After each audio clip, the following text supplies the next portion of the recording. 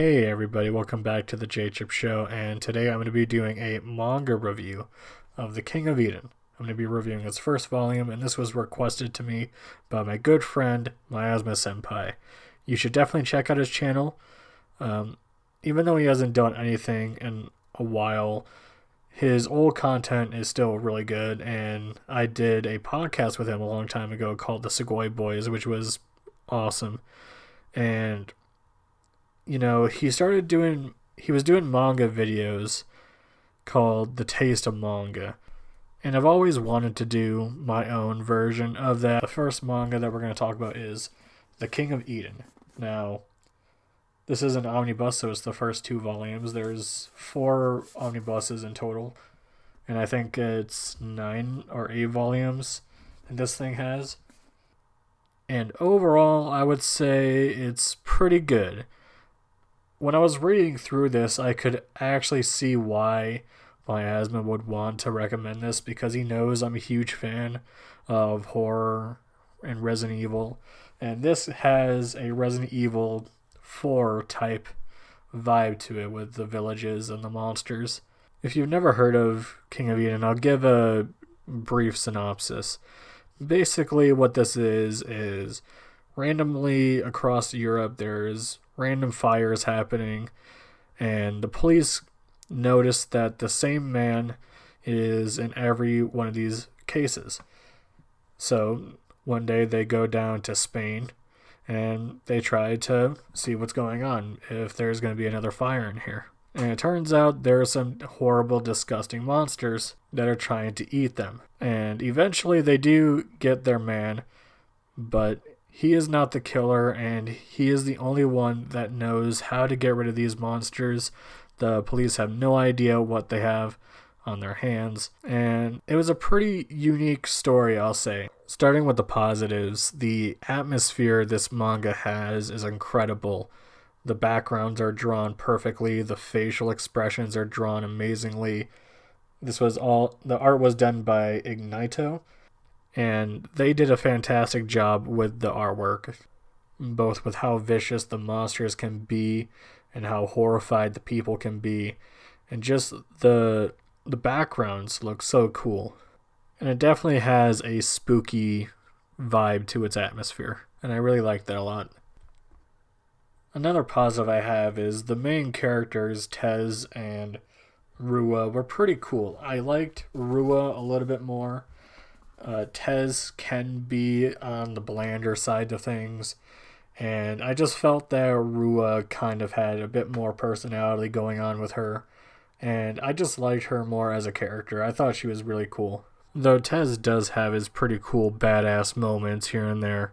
Another positive I have is the monsters themselves, and I think this is another reason why Miasma requested this one, because he knows I'm a fan of 28 Days Later, or at least I think he knows I'm a fan of that movie. But 28 Days Later and 28 Weeks Later is pretty good, but 28 Days Later is fantastic. And the monsters in this manga reminded me so much of the zombies in 28 Days Later, where it's all about the rage and how easy it is to get infected. And I really like the idea of like a rage virus that can infect anybody through just the simplest little drop of saliva. Another positive I have is, as a huge fan of gore and like horror movies and shit, this is pretty good. The gore is pretty nice, and the kills are pretty cool. The kills are pretty cool.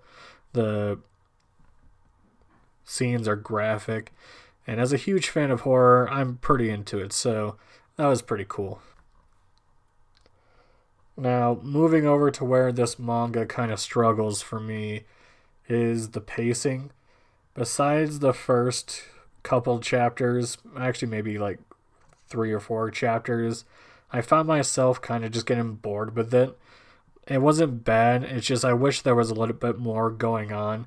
And when the monsters were involved, that's when I started to invest myself a little bit more in this manga. And I think the reason why this manga just has poor pacing, in my opinion, is the lack of good secondary characters, because every other character besides Tez and Rua, in my opinion, were pretty bland, and I didn't really care. If they died, I really wouldn't give a shit. And maybe that fixes down the line. Maybe there are some pretty cool characters that show up. But for this first couple volumes and this omnibus, I wasn't feeling it with the characters. So overall, though, I would say King of Eden was pretty decent. I definitely would not drop this. I would continue it, but I probably wouldn't buy any more of this just because I don't know. This feels like a manga I would rather read online because while I did enjoy it, I didn't enjoy it enough to where I wanted to complete it on my shelf. Like for me, like I'm not a huge manga collector for me to actually buy a manga, it would have to be something that I actually enjoy. And for me to continue on buying volumes for that manga, it would have to be a great manga. And while this isn't bad, it just wasn't enough for me to be like, you know what, I need to get the rest of the manga in my Amazon cart and hit buy now so it can come straight to my door. Nah, it wasn't really like that. Anyway, that's going to be it for me. Have you read King of Eden? Let me know down below if it does get better or if it gets worse. Let me know down below what you thought of it. And is there any other manga that you recommend that are similar to King of Eden? I'd be interested to hear that. So, yeah, let me know down below what you think. I'll see you next time. Big thanks to Miasma Senpai, Warpbait, and Ash the Man for supporting me on Patreon. You guys rock.